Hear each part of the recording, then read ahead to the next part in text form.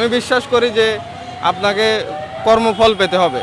আপনি একটা সরকার, একটা স্বৈরাচারী সরকার গত 17 বছর ধরে মানুষকে নিষ্পেষিত নির্যাতন করছে, তার একটা ফলশ্রুতিতে তাদের এই হাল।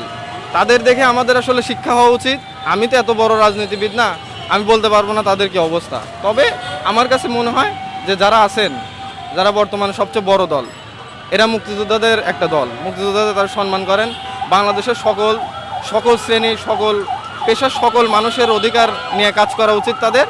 এবং তারা যদি অন্যায় করে, তারা যদি মানুষের সাথে নিষ্পেষণ করে, তাহলে সৃষ্টিকর্তা কর্তৃক তাদের মানে তারা ধ্বংস হয়ে যাবে, এটাই স্বাভাবিক।